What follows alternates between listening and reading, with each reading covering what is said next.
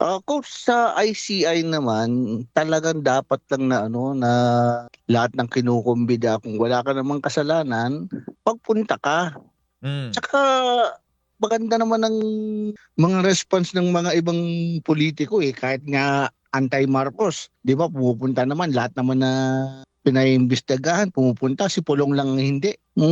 Alam mo naman yung mga Duterte na yan, puro lang salita yan, pero puro duwag naman yan. Kaya natatawa lang ako dito kay Pulong Mm. na puro lang sila mahilig magmura, pero pag yung sa investigasyon, kung meron talaga siyang hindi siya nagtatago sa 52 billion ba yun? 52 o 51 billion 51 niya na billion, 51 flood billion control. bossing. Oh, 51 billion. Oo, tarain mo yan, 51 billion Mm. in one city lang sa Yeah, Davao.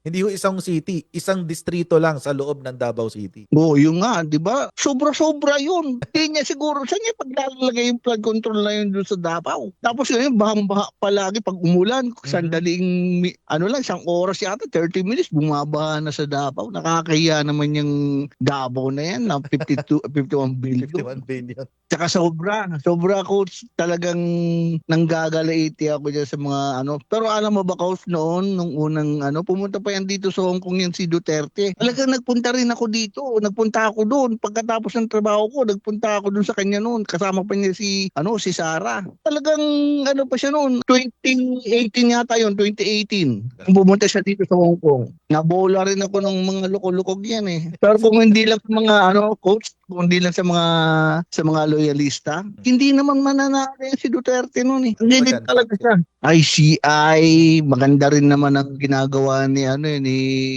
Asurin tsaka ni sino na yung head ng chairman nila, Justice Reyes. Maganda naman ang nila At saka si Singson. Oh, Ang si Singson. ginagawa lang nila ng kwento yung pagre-resign ni Singson Siyempre matanda na yung tao, tsaka lagi siyang natuterete na rin siya sa daming papeles na lagi niyang tinitignan. Right. Tsaka hindi naman madali yung pag-iimbestiga Sila daw sa barangay lang mag-imbestiga ka sa isang pagnanakaw. Ang dami mong pupuntahan. Totoo. Mag-aano ka pa ng mga nakakita kung sino yung nakakita dito, sino nagnakaw, anong ninakaw, gano'n, di ba? Right. Lalo na yan yung bilyon-bilyon magagaling nang magtago ng pagnanakaw yung mga hayop na yan. Mhm. Sorry coach. Maganda nga, dapat sabi nga ni Presidente, kailangan meron na makulong ng December 15. Dapat nga lahat hanggang katapusan ng December makulong na lalo na yung mga senador na magnanakaw. Mga walang hiya talaga yan mga yan. Sobra.